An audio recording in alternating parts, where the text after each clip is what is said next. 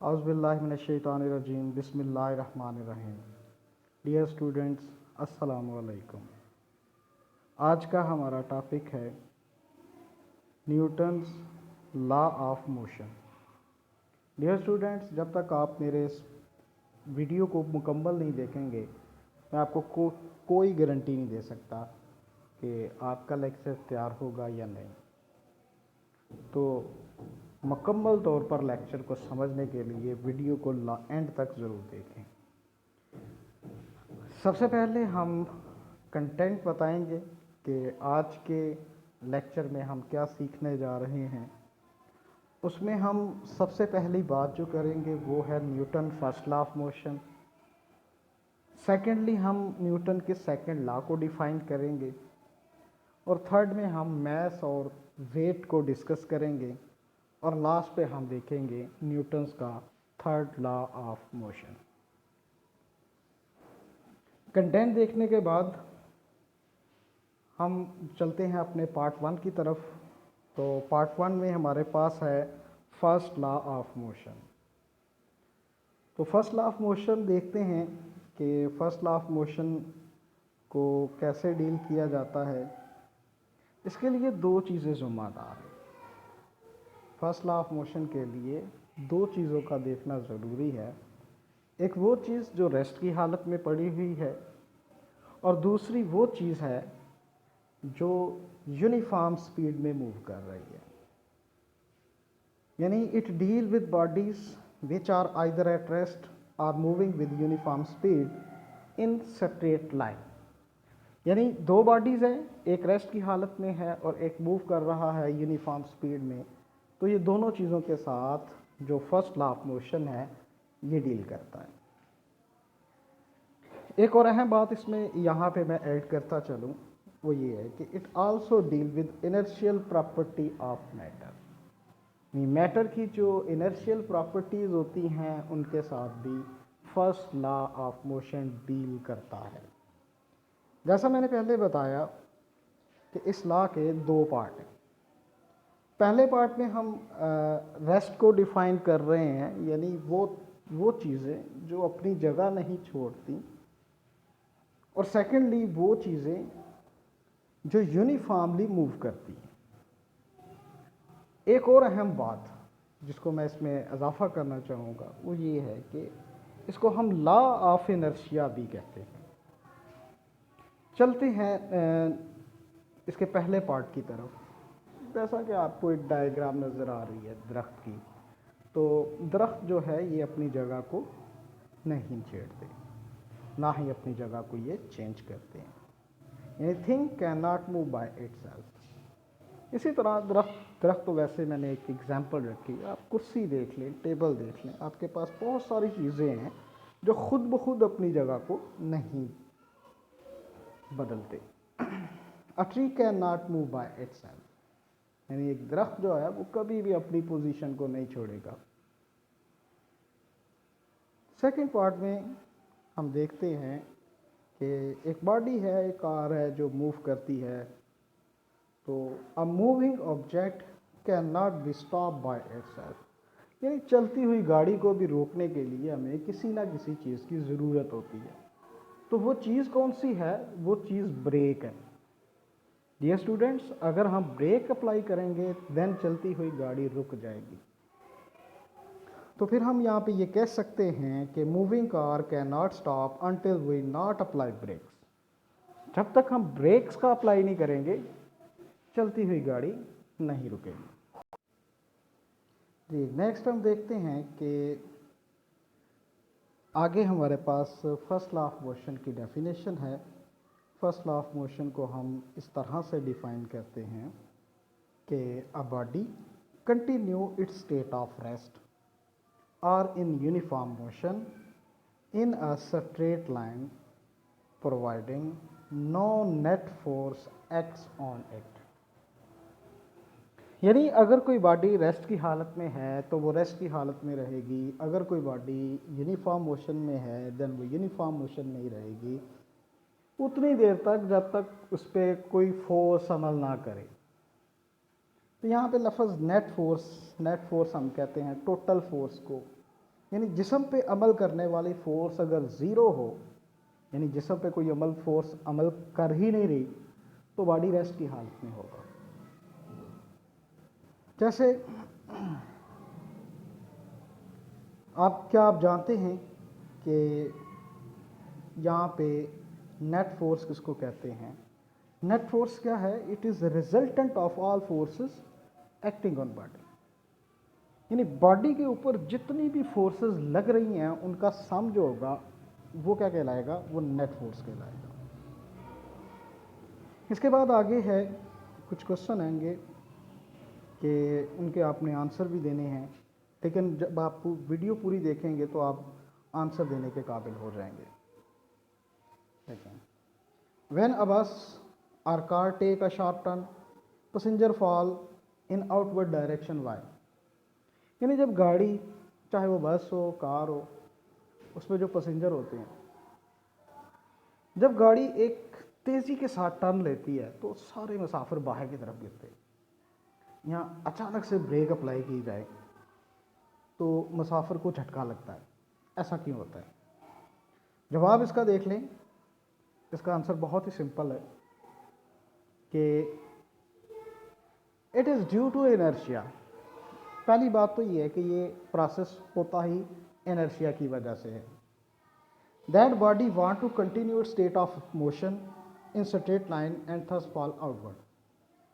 यानी बॉडी मसलसल रेस्ट की हालत में नहीं आना चाहती, वो मोशन में रहना चाहती है, लेकिन अचानक से जब उसको ब्रेक अप्लाई कर दिया जाए तो वो आउटवर्ड डायरेक्शन में गिरते हैं सारे।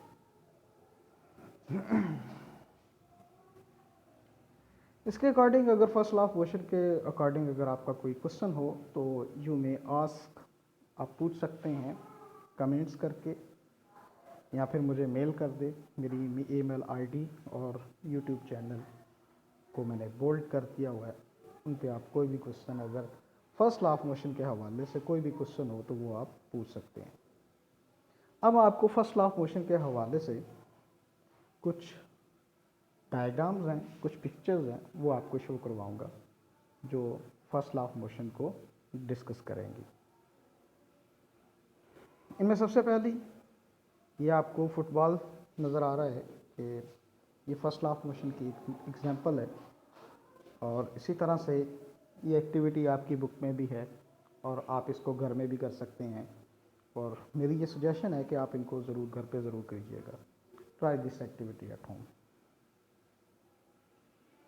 और जी ये भी एक पिक्चर है, इसमें देखें जो पहले क्वेश्चन की बात हो रही थी, डायग्राम वो नज़र आ रही है, उसमें ये चीज़ें शो की जा रही हैं कि student will analyse the observation in both the activities and arrive at Newton first law of motion and concept of inertia through classroom discussion.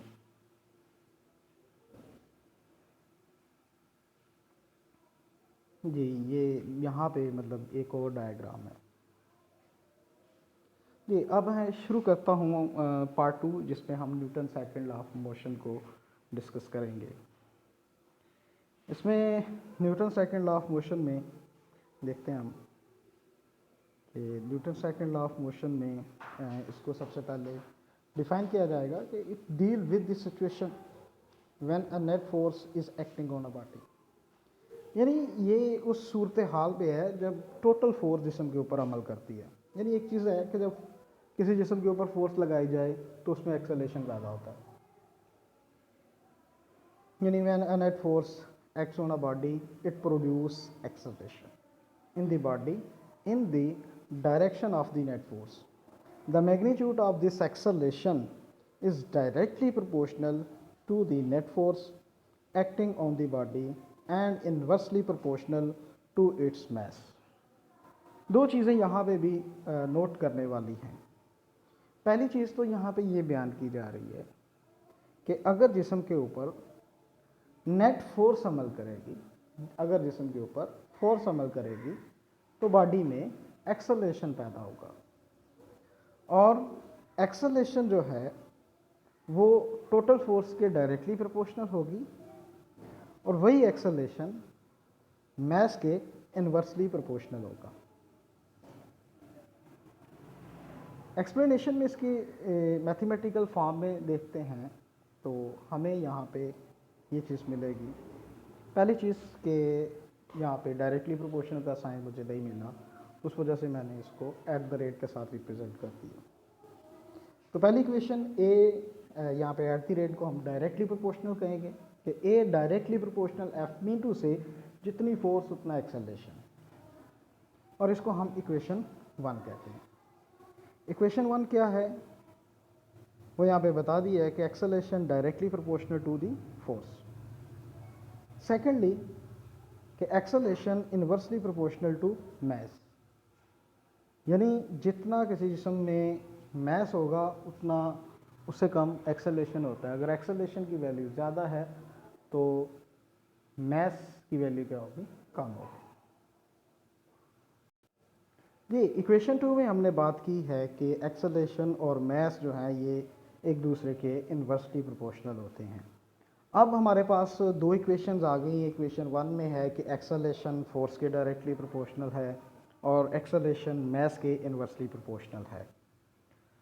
हम दोनों को कंबाइन कर देते हैं। कंबाइन करने से हमारे पास आ जाएगा कि एक्सेलरेशन जो है वो डायरेक्टली प्रोपोर्शनल होगा एफ ओवर एम के। एफ की वैल्यू ऊपर इसलिए आई है क्योंकि ये डायरेक्टली प्रोपोर्शनल है, एम जो है वो नीचे इसलिए है क्योंकि ये इन्वर्सली प्रोपोर्शनल है। जी, जब हम इसको कंबाइन करेंगे तो कंबाइन करने के बाद हमारे पास एक कांस्टेंट आ जाता है के, और जैसे यहाँ पे हमारे पास एक सिंबल आ जाएगा कि एफ डायरेक्टली प्रोपोर्शनल है, सॉरी हमारे पास है कि acceleration directly proportional F over M के। लेकिन जब हम डायरेक्टली प्रोपोर्शनल का साइन ख़त्म करते हैं तो उसकी जगह पे आ जाएगा के डॉट एफ ओवर एम। अगर के की वैल्यू को हम यहाँ पे फ़र्ज़ करते हैं कि के हमारा 1 के इक्वल है, अगर हमारा के 1 के इक्वल है तो ये जो m इधर डिवाइड कर रहा है ये दूसरी तरफ जाके मल्टीप्लाई करेगा और f बराबर आ जाएगा ma के। जैसे ये सेकंड इक्वेशन हमारे पास आ जाएगी ये बन कि f is equal to ma, यानी यहाँ पे आप देख सकते हैं कि f is equal to ma आ गया है हमारे पास, यानी f फोर्स को रिप्रेजेंट करता है, m मैस को रिप्रेजेंट करता है और a फॉर एक्सेलरेशन है। इसके बाद इसके अकॉर्डिंग कुछ तस्वीर हैं जो Newton second law of motion को रिप्रेजेंट करेंगी। ये कुछ तस्वीर आपको दिखाई जा रही हैं ताकि रोज़मर्रा ज़िंदगी में जो चीज़ें इस्तेमाल हो रही हैं उस हवाले से भी, जैसे ये आपके पास जितनी ज़्यादा फोर्स होगी बॉडी उतनी दूर जाएगा, और मैस पे भी डिपेंड करता है। दो चीज़ें हैं जी। इसमें एक और चीज़ है, न्यूटन को हमने डिफ़ाइन करना है कि न्यूटन क्या है। यानी 1 Newton is the force. Newton basically force है, फोर्स का यूनिट है, और इससे क्या होता है, एक्सेलरेशन पैदा होता है, और जो एक्सेलरेशन पैदा होता है वो कितना होगा, वो 1 मीटर पर सेकंड होगा। यानी अगर 1 किलोग्राम बॉडी में 1 मीटर पर सेकंड का एक्सेलरेशन पैदा होता है तो वो 1 न्यूटन के इक्वल होगा। और 1 न्यूटन जो है वो इक्वल होता है 1 kg multiply 1 metre per second square, या 1 newton is equal to 1 kilogram metre per second square. Now अब हम पार्ट 3 को डिस्कस करते हैं। पार्ट 3 में हम बात करेंगे मैस एंड वेट की। तो मैस एंड वेट में हम डिफ़ाइन करेंगे मैस एंड वेट को कि mass and weight are consider similarly quantity but it is not correct. पहली बात कि मैस और वेट को ये समझा जाता है कि ये एक जैसी मकदारें हैं, तो ये बात दुरुस्त नहीं है। ये ध्यान में रखिएगा कि मैस और वेट ये दो अलग अलग मकदारें हैं जी। तो इसके बाद हम बात करेंगे मैस और वेट की डेफिनेशन है। मैस और वेट को हम डिफ़ाइन करेंगे। सबसे पहले मैस को डिफ़ाइन करते हैं कि mass of a body is the quantity of matter possessed by the body. यानी किसी भी बॉडी का जो मैस होता है वो उसके मैटर की क्वांटिटी क्या है, मैटर की क्वांटिटी को डिस्कस किया जाता है। और वेट, वेट एक और चीज़ है कि ज़मीन के ऊपर किसी भी बॉडी का जो वेट होता है वो उस फोर्स के इक्वल होता है जो उसको अपनी तरफ खींचती है। यानी ये फ़र्क है मैस और वेट में। ठहरें, अभी और चीज़ें इनका दरमियान जो डिफरेंस है वो हम निकाल देते हैं।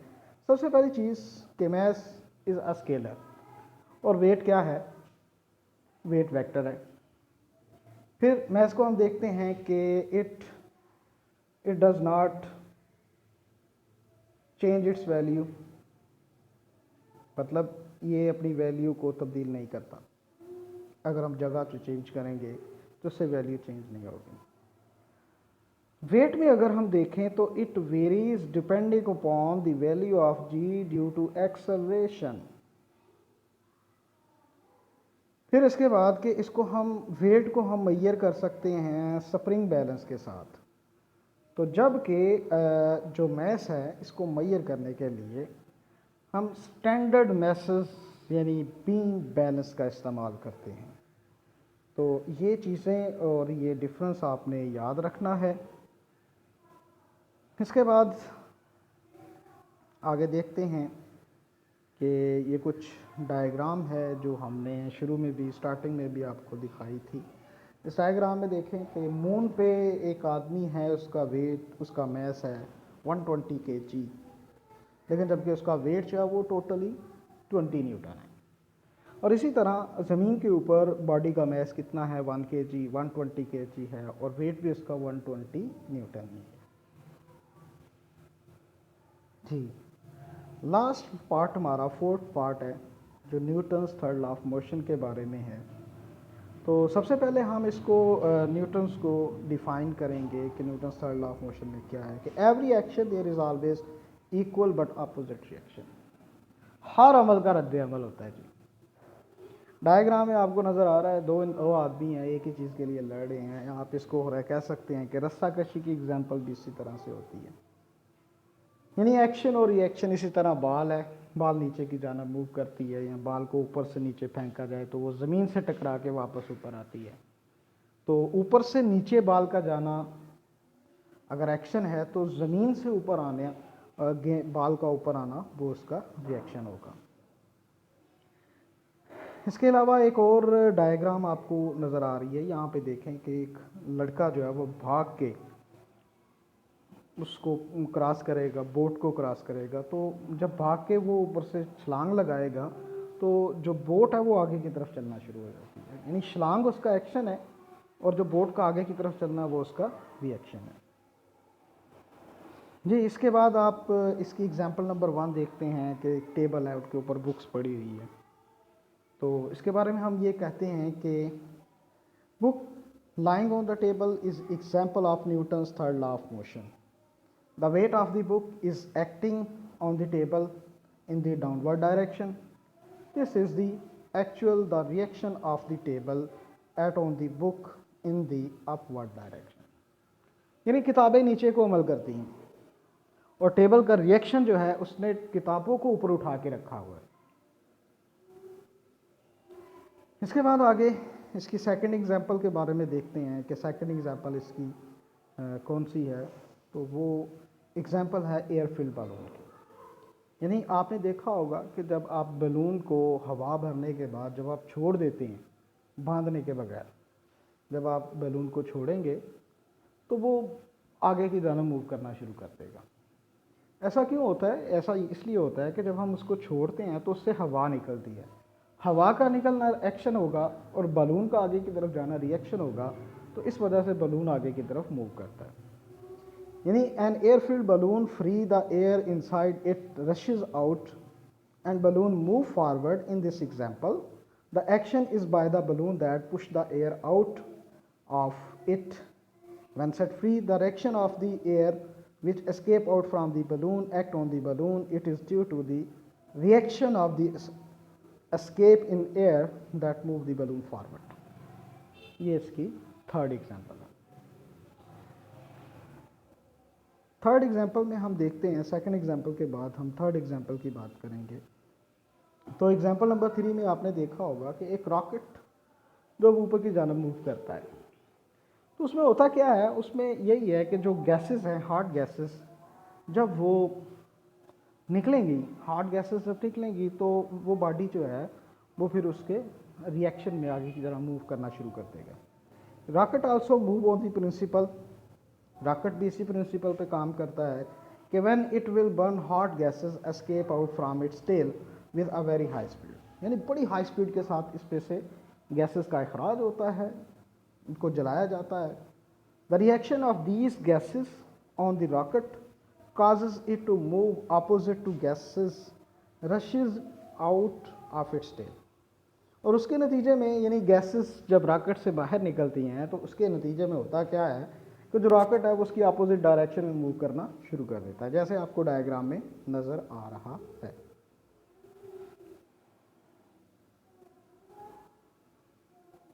जी, ये था हमारा लेक्चर। तो इसमें एक और चीज़ नोट करने वाली है, वो ये है कि action and reaction act on different bodies, कि एक्शन और रिएक्शन के लिए दो अजसाम जिम्मेदार होती हैं, ये एक ही बॉडी के ऊपर नहीं होता। Thank you for listening. अगर आपको ये लेक्चर पसंद आया हो तो बराए मेहरबानी इस चैनल को सब्सक्राइब ज़रूर कीजिएगा। Thank you so much. अल्लाह हाफिज़, अपना ख्याल रखिएगा।